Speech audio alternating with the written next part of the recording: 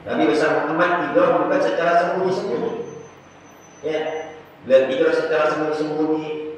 Kemudian juga harus menginap 3 hari di gua Tur untuk bersembunyi dari kejaran orang-orang kafir, dan juga harus melewati jalan yang tidak biasa. Sedangkan Sayyidina Umar bin Khattab tidur secara terang-terangan. Apakah berarti Sayyidina Umar bin Khattab lebih hebat dibanding Nabi besar Muhammad?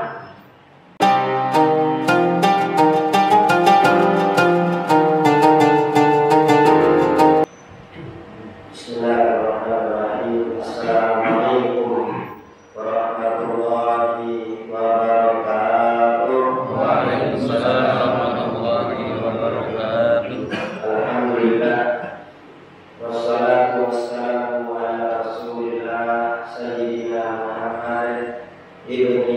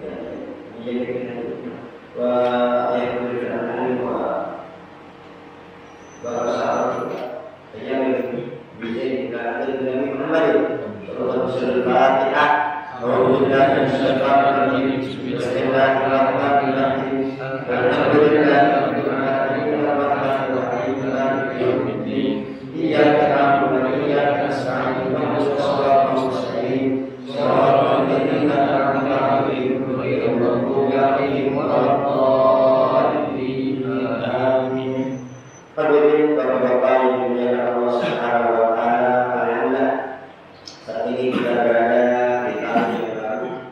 Semoga di tahun yang baru ini Allah Subhanahu wa Ta'ala membuat kita semakin dekat dengan Allah Subhanahu wa Ta'ala. Allah mudahkan kita untuk ibadah, untuk mengaji, untuk membaca Al-Quran, untuk berselawat, untuk beristighfar, dan Allah mudahkan kita juga untuk memberi hal yang dilarang oleh Allah Subhanahu wa Ta'ala.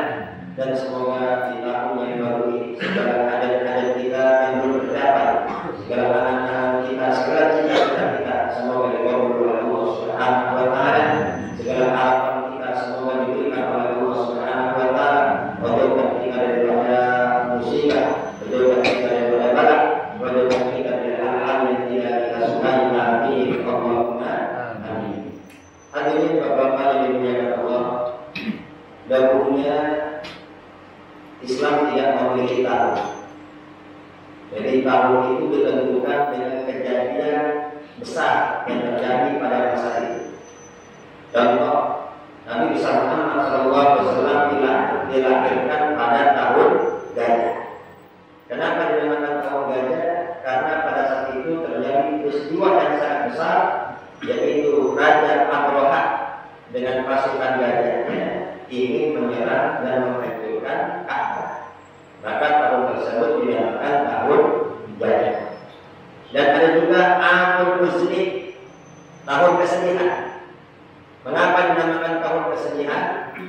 Dikarenakan pada tahun tersebut Nabi Muhammad SAW itu ditinggal, telah wafat dua manusia. Kesayangan Nabi Muhammad SAW, istri beliau Sayyidah Khadijah, dan paman yang senantiasa membela beliau itu Sayyidina Abu Thalib. Semoga Allah Subhanahu wa Ta'ala meridai kedua.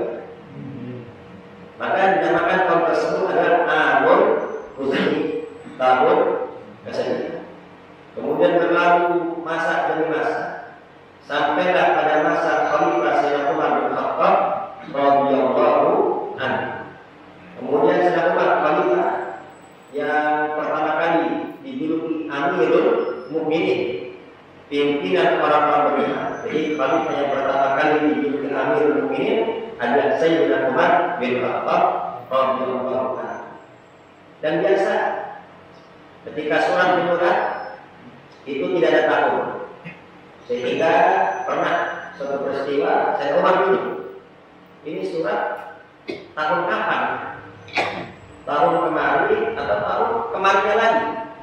Bingung ya. Yang lain juga bingung. Kemudian ada seorang gubernur Abu Musa Al-Ash'ari mengusulkan kepada Sayyidina Umar bin Khattab radhiyallahu anhu agar menetapkan tahun, sehingga apabila ada surat menyurat jadi bisa diketahui ini tahun keberapa. Akhirnya Sayyidina Umar bin Khattab radhiyallahu anhu mengumpulkan para sahabatnya sebagaimana disebutkan dalam kitab Fathul Bari di Syarh Sahih Bukhari. Al-Imam Ibnu Hajar Al-Asqalani beliau mengisahkan itu Sayyidina Umar bin Khattab mengumpulkan para sahabat bermusyawarah. Ini kita akan membuat tahun baru Islam. Dari mana kita akan mengawali? Kemudian ada yang usul, ya Khalifah, bagaimana kalau kita mulai dari semenjak lahirnya Nabi Muhammad SAW? Jadi tanggal lahirnya Nabi Muhammad, bulan lahirnya Nabi Muhammad dijadikan sebagai tahun baru Islam. Kemudian juga ada yang mengusulkan, ya Khalifah, bagaimana kalau semenjak Nabi Muhammad diangkat menjadi Nabi? Jadi bulan diangkatnya Nabi Muhammad menjadi Nabi dan Rasul dijadikan sebagai titik awal daripada tahun baru Islam. Ada juga yang mengusulkan, ya Khalifah, bagaimana kalau kita mulai dari semenjak wafatnya Nabi Muhammad SAW? Hingga ada yang mengusulkan, bagaimana apabila tahun baru Islam dimulai dari semenjak hijrahnya Nabi Muhammad SAW? Semua adalah usulan-usulan yang bagus. Semua adalah pendapat-pendapat yang bagus yang keluar daripada lisan-lisan manusia yang mulia.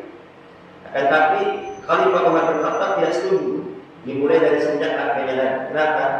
Dari semenjak bulan kelahiran Nabi, ya, karena tanggal lahir Nabi itu hilaf, ya, bulannya hilaf, tanggalnya juga hilaf. Demikian pula dengan dimulainya Nabi besar Muhammad menjadi Nabi dan Rasul, itu juga hilaf. Kemudian sedang Umar bin Khattab radhiyallahu anhu tidak mau juga menetapkan dari semenjak wafatnya Nabi besar Muhammad. Karena wafatnya Nabi besar Muhammad itu musibah bagi umat. Jadi kita tidak boleh terus-menerusan bersedih. Ya.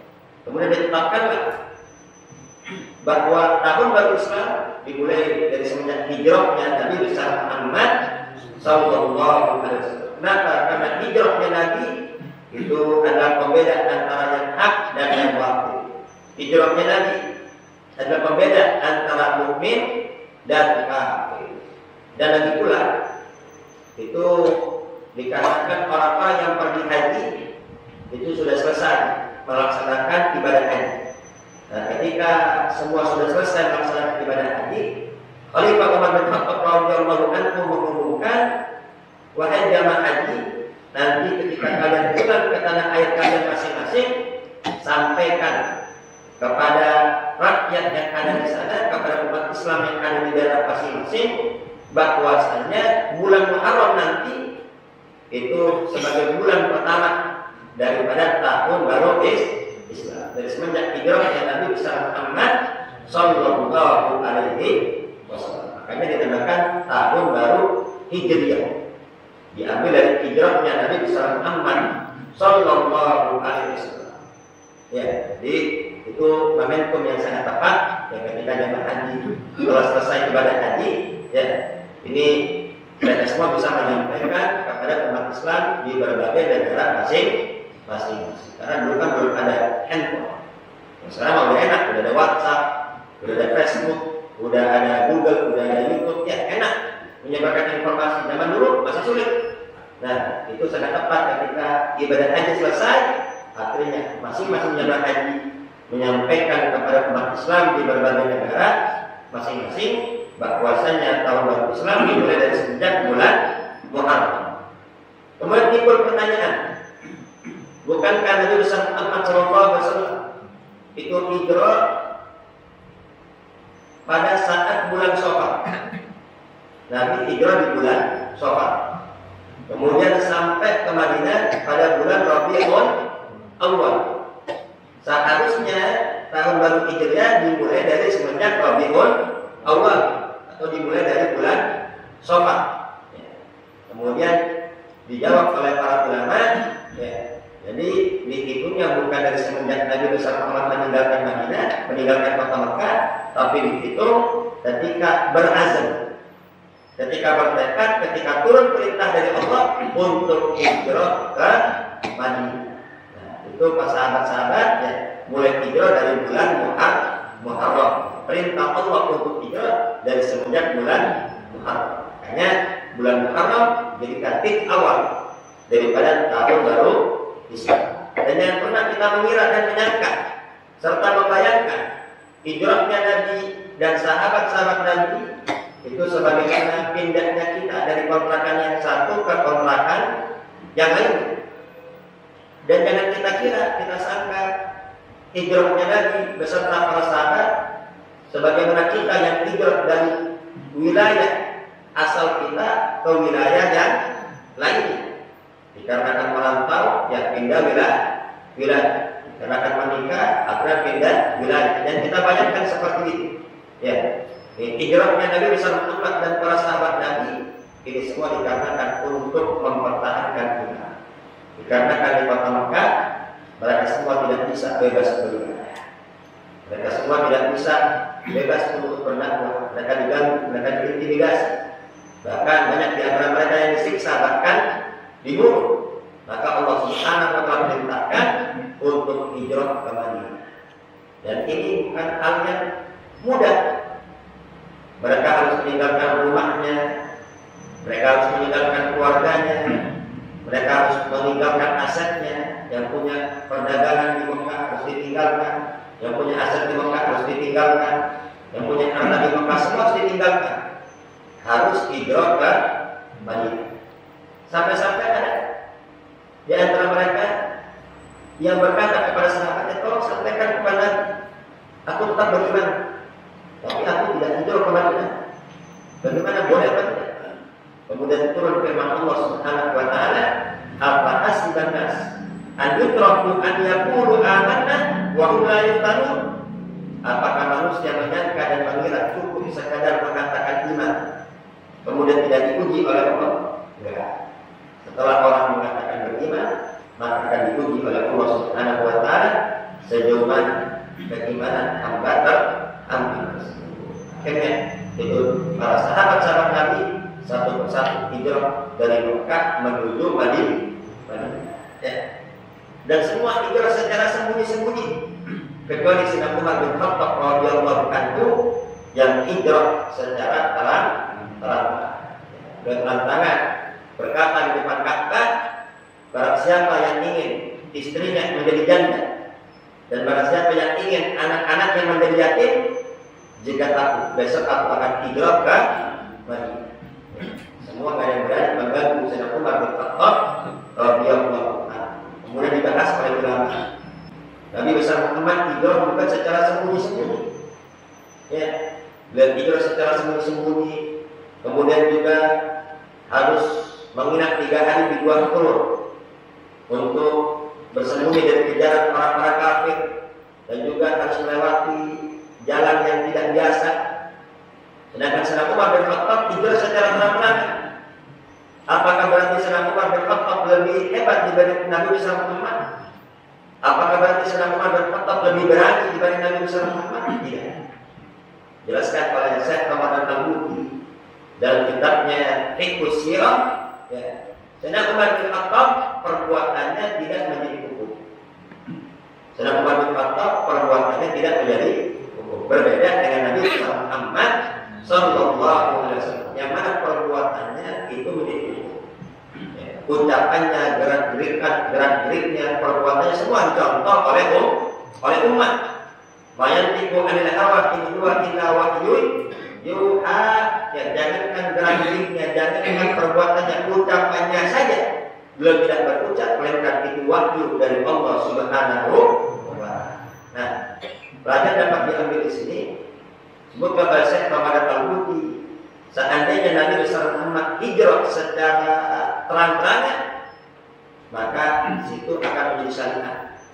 Hijrah secara terang-terangan akan menjadi wajib, dan tidak boleh hijrah secara sembunyi. Yang hijrah secara sembunyi-sembunyi akan menjadi berdosa. Dengan hijrahnya Nabi sembunyi-sembunyi, kenapa? Agar hijrah secara terang-terangan tidak menjadi wajib bagi umat. Kira-kira sampai sini bisa dipahami atau tidak? Jadi ini pada bulan Muharram inilah tahun baru Islam, dan para ulama-ulama kita setiap tahun baru Islam mengajak kita untuk berdoa bersama. Berdoa akhir tahun dan berdoa awal tahun. Dan guru-guru kita juga mengajak kita untuk karnaval.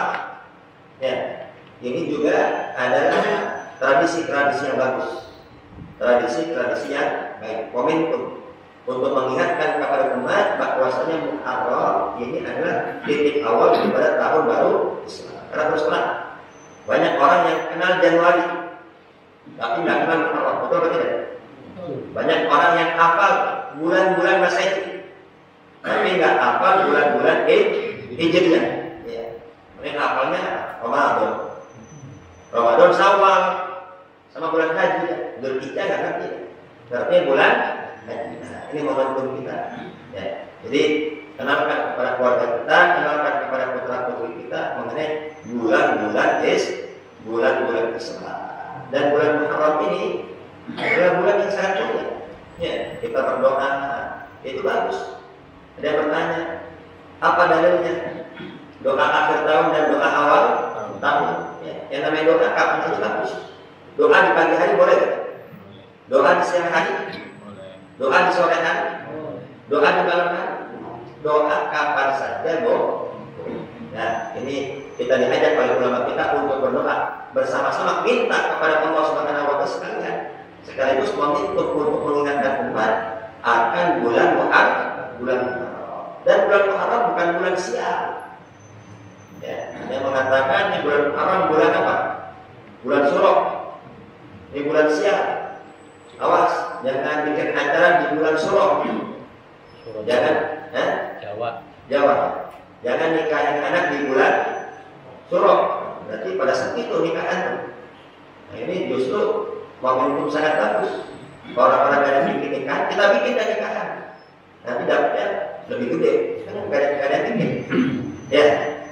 Dan bisa jadi harga tenda bisa lebih murah. Kan sepi itu, bukan tenda. Kita dong yang nyewa, itu bisa lebih gede. Ketahui kan, ini bulan Muharram bukan bulan sial. Justru bulan Muharram ini bulan bagus, bulan mulia di sisi Allah Subhanahu wa ta'ala. Inna iddatash syuhuri indallahi 12 syahra. Ya, sesungguhnya bulan-bulan di sisi Allah ada 12 bulan. Ya, minha arba'atul hurum. Bila qauli ta'ala minha arba'atul hurum. Dari 12 bulan itu ada 4 bulan yang haram, 4 bulan mulia, 4 bulan agung. Dzulqa'dah, Dzulhijjah, Muharram, 3 berurutan. Dzulqa'dah, Dzulhijjah, Muharram. Satu terpisah yaitu bulan apa? Rajab. Barang siapa yang ibadah di bulan haram, maka pahalanya dilipat gandakan oleh Allah Subhanahu wa ta'ala. Barang siapa yang berbuat dosa sama, fala tadlimu fihinna anfusakum. Ya. Yang berbuat dosa di bulan haram juga dosanya dilipat gandakan oleh Allah Subhanahu wa ta'ala. Jadi enggak benar kalau dikatakan bulan Muharram bulan sial, justru bulan Muharram ini bulan keberuntungan, bulan mulia, bulan yang sangat agung. Sampai-sampai ulama kita ada ya yang mengadakan nikah masal untuk para murid-muridnya. Ya, kenapa? Untuk mengikis keyakinan-keyakinan yang tidak baik. Ya. Allah Subhanahu wa ta'ala berfirman dalam Al-Qur'an dalam hadits sucinya, "Ana indalan li abdi falyadunnu bi ma syaa." Aku sesuai prasangka hambaku, maka berprasangkalah sesuka kalian kepada aku. Yang nyangka baik, insya Allah dikasih baik. Yang nyangka buruk dikasih buruk. Jangan nikah di bulan Surah, nanti pegatan, nanti cerai, ya, nanti bakal ada wafat dan sebagainya, nanti sial, dikasih sial beneran. Tapi kalau yakinnya bagus, maka dikasih bagus oleh Allah Subhanahu. Ya, zaman sekarang, ya, nyari yang haram aja susah, apalagi nyari yang halal, ya udah susah beneran. Dikasih susah beneran. Kalau kita jujur pun mah, ya, nggak ada bohong-bohong dikit, kapan kayanya? Ya udah tuh nggak kaya-kaya. Meskipun rumahnya sudah besar, mobilnya banyak dan mewah, tetap hatinya miskin, mental miskin. Nggak dikasih kekayaan dan ketenangan oleh Allah Subhanahu wa ta'ala. Jadi bagaimana? Ya sudah, nggak ada hari sial. Tidak ada hari sial, tidak ada bulan sial. Tidak ada waktu sial. Hari sial dan bulan sial ialah bulan dan hari yang mana kita di saat itu bermaksiat kepada Allah Subhanahu wa ta'ala. Hari yang mana saat itu kita terjerumus dalam riba, terjerumus dalam judi, terjerumus dalam minum-minuman, ya. Kemudian kita menipu orang dan lain sebagainya. Berarti itu hari sial bagi kita. Hari, bulan yang akan membuat kita menderita nanti di akhirat apabila kita tidak beristighfar dan bertobat kepada Allah Subhanahu. Meskipun itu hari raya maksiat, ya bukan hari keberuntungan, hari sial bagi kita. Kenapa? Karena di saat itu kita bermaksiat kepada Allah Subhanahu wa ta'ala. Ya, terkadang ya, saya itu di Madura itu sangat kental sekali dengan tradisi-tradisi Jawa. Ya, Madura sama Jawa itu tidak bisa terlepas. Ya, terkadang kalau kita mau pulang ke Jakarta dan lain sebagainya, kamu jangan pulang sekarang. Ya, kamu jangan pulang sekarang. Kenapa? Karena kamu lahirnya hari ini. Ya, ini kamu ini hari apes kamu. Kamu jangan pulang sekarang. Ini hari apes kamu pun. Ini gawat kalau begini. Ya, kalau begini yang usaha, yang kerja, nggak keluar jadinya. Bang, jangan ngojek hari ini. Kenapa? Ini hari apes abang. Ya, jangan keluar. Kacau kalau begini. Ya. Nah, yang begini bagaimana? Jangan diyakini. Kalau diyakinin apes beneran. Sedangkan Allah, Nabi besar Muhammad SAW dalam doa di pagi hari. Setiap pagi, setiap pada subuh Nabi bersama berdoa. Dan doa Nabi dikumpulkan oleh Imamul Haddad menjadi wirdul latif. Ya, di situ ada lafaz doa yang selalu dibaca oleh Nabi besar Muhammad. Allahumma inna nas'aluka khaira hadzal yawm wa khaira ma fihi wa khaira ma qablahu wa khaira ma ba'da. Wa a'udzu bika min syarri hadzal yawm wa syarri ma fihi wa syarri ma qablahu wa syarri ma ba'da. Allahumma inna nas'aluka ya Allah, kami minta kepada Engkau khaira hadzal yawm, kebaikan hari ini, wa khaira ma qablahu wa khaira ma ba'da, kebaikan hari kemarin dan kebaikan hari esok. Jadi kami minta kebaikan, keberuntungan ya hari ini, kebaikan keberuntungan hari kemarin dan kebaikan dan keberuntungan hari esok.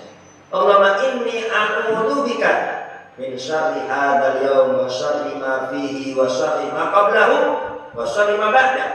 Ya Allah, aku berlindung kepada Engkau dari keburukan hari ini, keburukan hari yang ada di dalamnya, keburukan hari kemarin dan keburukan hari yang akan datang. Jadi yang sial-sial kita minta kepada Allah agar disingkirkan. Ya, kalau udah doa ini tidak ada hari hapus. Tidak ada hari hapus, tidak ada bulan hapus. Kenapa?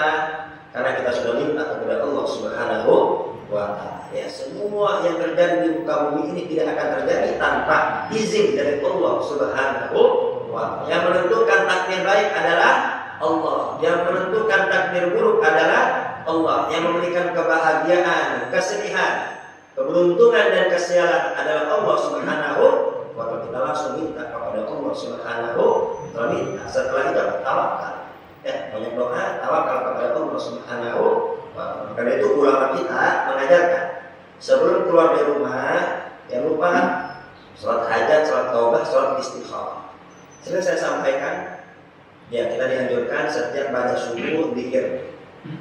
Jadi pada subuh jangan main handphone, jangan main game, jangan nonton TV. Ya, kalau nonton drama nggak apa-apa. Intinya jangan sibuk dengan perkara dunia. Habis subuh wirid, mau zikir, mau istighfar, mau sholawat, mau baca Quran, ya boleh. Ya, yang nyapu, yang ngepel, sambil istighfar, sambil sholat sampai waktu subuh, sampai waktu isyraq. Ya, isyraq sekarang sekitar jam 6 lewat, ya, jam 6 lewat 3 atau lewat 4 ya. Itu isyraq, terbit matahari. Ketika sudah terbit matahari, dianjurkan untuk sholat sunnah isyraq. Ya, kalau sampai sholat sunnah isyraq, maka ya yang subuhnya jamaah, kemudian berzikir sampai waktu isyraq, kemudian sholat 2 rakaat sholat isyraq, maka baginya pahala dan haji tamatan. Pahala haji dan umrah sempurna. Yo. Jadi kita bisa pergi haji tiap hari, bukan setahun sekali. Ya, tanpa antrian ini. Ya, jamaah subuh, zikir, kemudian sholat sunnah isyraq. Dan amaliyah ulama Syafi'iyah, saya tidak bahas 4 mazhab, saya tidak bahas imam mazhab yang lainnya. Amaliyah ulama Syafi'iyah, ya, ini mengerjakan sholat sunat isyraq sekaligus 3 sholat yang lain. Jadi dalam satu sholat 4 niat. Ini pernah saya sampaikan, saya ulangi lagi. Jadi sholatnya usul sunatul isyraq, wat taubah, wal hajat, wal istikharah. Isyraq, taubat, hajat, istikharah. Ya. Taubat, siapa dari kita nggak punya dosa? Ya, sebelum kita keluar rumah kita nggak tahu nih kejadian di luar rumah. Ya, sholat taubat dulu. Ya, apabila terjadi sesuatu agar wafat husnul khatimah. Kemudian hajat, siapa dari kita nggak punya hajat? Semua kita punya hajat. Sama sholat istikharah. Karena kadang kita dibingungkan. Kita dibingungkan antara memilih di antara 2 pilihan. Berangkat apa enggak ya? Ambil apa enggak ya? Ya, kemudian kerjain apa enggak? Karena kita bingung. Dengan kita sholat istikharah, berarti hari-hari kita saat itu di bawah bimbingan Allah Subhanahu wa ta'ala. Apabila kita sudah sholat istikharah, maka apabila terjadi kejadian pada hari itu sudah takdir yang paling baik untuk kita. Itu sudah takdir yang paling baik untuk kita. Kenapa? Karena kita sudah minta pilihan kepada Allah Subhanahu Itu yang penting ya, sebelum keluar rumah udah. Kemudian sholat istiqomah. Ya, sholat tobat, sholat hajat. Nah, isyraq ini waktunya sekitar 15 menit. 15 menit, 20 menit selesai. Habis itu masuk waktu duha. Berarti kalau kita isyraqnya nggak sempat, ya udah gabungin sama duha. Dan duha afdolnya di seperempat hari pertama, ya seperempat siang, ya siang dibagi 4. Berarti sekitar jam 9 paling afdol. Sholat duha paling afdol jam 9. Tapi ya kalau kita nggak sempat, ya sesempatnya kita. Intinya 15 menit atau 20 menit setelah isyraq sudah masuk waktu duha. Sampai kapan? Sampai sebelum zuhur. Udah, usolli sunnat duha wa taubah wal hajah wal istikharah. Udah keluar lagi. Ya, habis itu keluar rumah, tawakal, minta kepada Allah Subhanahu wa taala keselamatan. Jadi intinya tidak ada hari apes, tidak ada hari sial, tidak ada bulan sial. Hari sial dan bulan sial ialah hari dan bulan yang dimana pada saat itu kita bermaksiat kepada Allah Subhanahu wa taala. Ada sepupu saya ya, ketika ingin menikah dengan orang Jawa Timur juga, ya, ini kuat juga dengan hitungan Jawanya. Ya, ketika dihitung-hitung ini nggak cocok pernikahannya di bulan ini. Ya. Ini di bulan ini nggak cocok. Kenapa? Karena ini dewa matahari panas. Dia dewa matahari panas, nanti kalau dipaksakan bakal ada yang meninggal. Ya, saya dipanggil oleh bibi saya. Ini air matanya sudah berkaca-kaca di matanya. Kenapa? Karena semua udah dipesan. Semua udah dipesan ini tidak ada kalau begini. Katanya bakal ada yang meninggal nih. Ini kalau dipaksakan bakal ada yang meninggal. Saya bilang memang kalau nggak nikah di bulan ini bakal panjang umur semua sampai kiamat. Kan semua bakal wafat. Kaget. Iya, semua bakal wafat. Jadi gimana? Ya nikah aja. Tapi di bulan matahari, katanya di dewa matahari bulan ini panas. Nanti bercerai. Terus gimana? Nunggu bulan depan gitu, dewa air. Iya biar adem. Ya kalau tsunami gimana? Iya kalau hujan kecil, kalau tsunami gimana? Jadi gimana? Udah nikah saja, jangan diyakini. Ya. Sampai sekarang nggak terjadi apa. Bahkan rumah tangganya sakinah, mawaddah, warahmah. Intinya Allah sesuai prasangka kita. Maka nyangka baik dengan Allah Subhanahu wa taala tidak benar. Kalau dikatakan bulan Surah, bulan Muharram itu bulan sial, tidak benar. Justru bulan Muharram bulan keberuntungan. Banyak para nabi dan para rasul dan para kekasih-kekasih Allah mendapat pertolongan dari para gangguan musuh-musuhnya, ditolong, diberi kemenangan pada bulan Muharram, tepatnya pada 10 Muharram. Ya, Nabi Allah Ibrahim alaihissalam tidak mempan dibakar api, ya, itu ketika 10 Muharram. Nabi Allah Musa alaihissalam Allah selamatkan daripada kejaran Fir'aun itu pada bulan Muharram, ya, pada 10 Muharram. Nabi Allah Ayub alaihissalam disembuhkan dari penyakit yang sangat panjang itu juga pada bulan Muharram, tepatnya pada 10 Muharram. Jadi tidak benar kalau 10 Muharram ya, atau bulan haram ya, itu bulan sial. Justru bulan Muharram bulan keberuntungan, bulan kesuksesan, bulan kemenangan para nabi dan para wali-wali Allah Subhanahu wa taala. Ya, dan Nabi besar Muhammad sallallahu alaihi wasallam bersabda, "Afdhalus syiyam ba'da Ramadan syiamu syahrillahil Muharram." Paling afdalnya puasa setelah Ramadan adalah puasa di bulan Allah Muharram. Ini Muharram termasuk bulan-bulan Allah. Jadi puasa yang paling afdal Ramadan. Ya, tidak ada yang menandingi itu.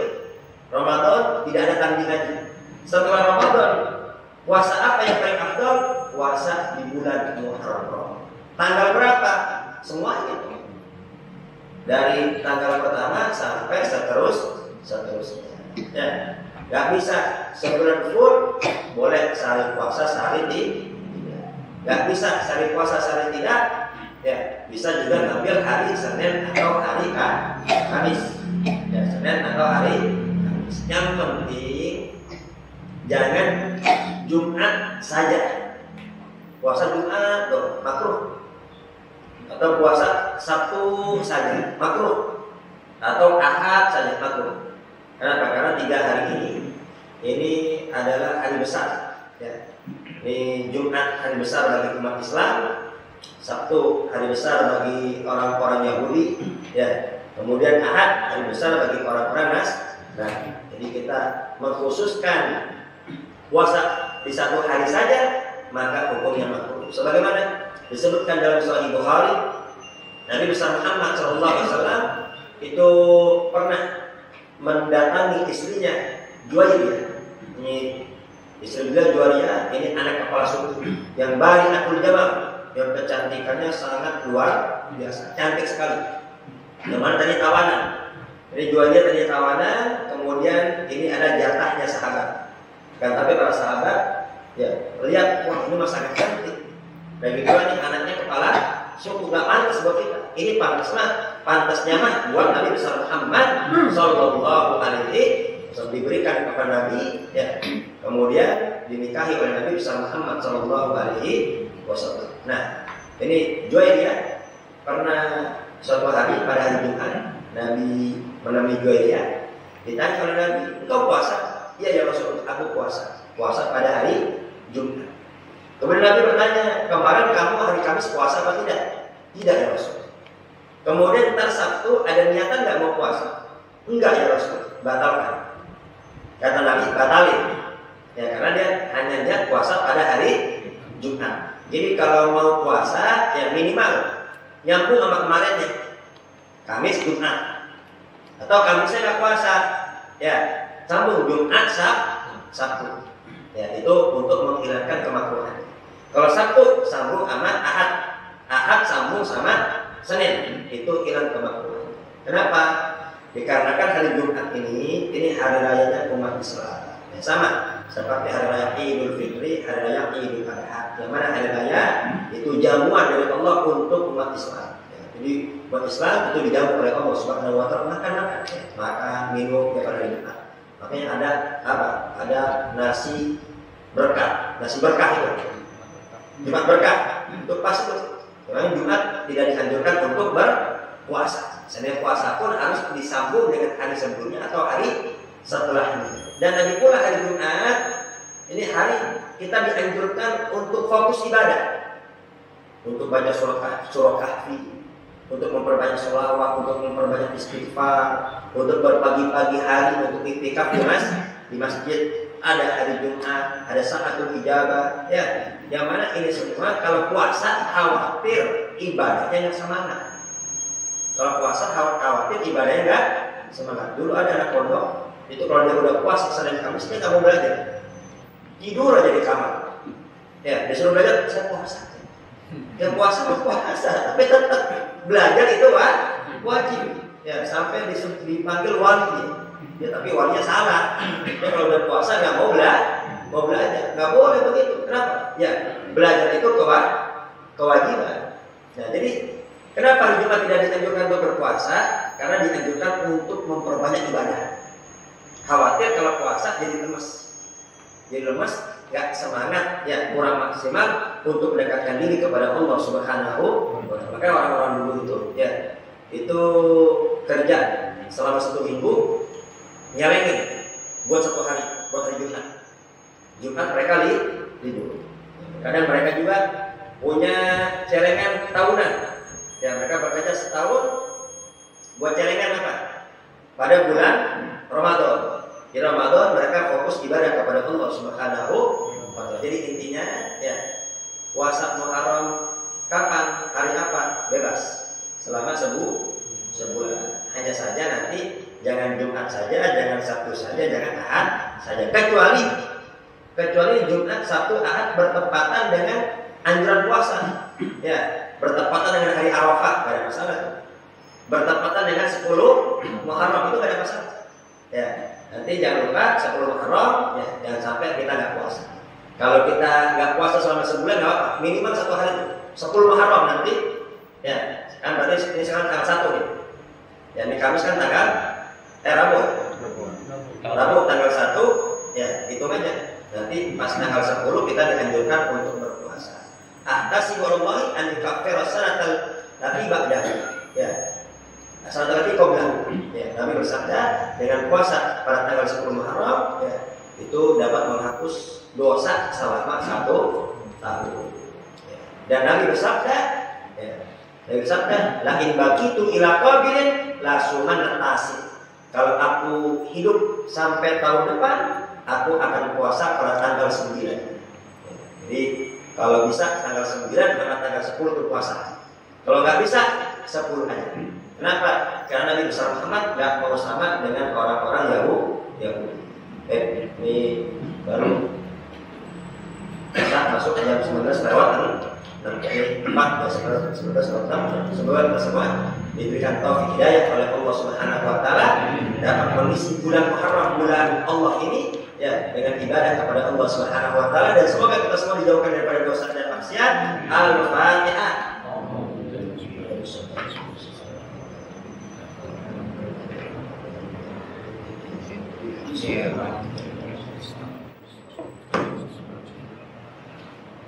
Amin. Wa ya karim rahmatika ya arhamar rahimin. Sallallahu barik ala sayyidina Muhammad wa ala ali sayyidina Muhammad.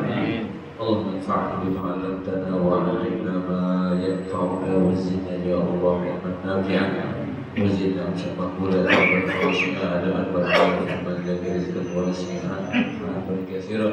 Allahumma arzuqna bil 'ilmi wa zayyinna bil 'ilmi wa akrimna bit taqwa wal istiqamah. Rabbana atina fid dunya hasanah wa fil akhirati hasanah wa qina adzabannar. Wa sallallahu ala sayyidina Muhammadin wa ala alihi wa sahbihi wa sallam. Alhamdulillahi rabbil alamin.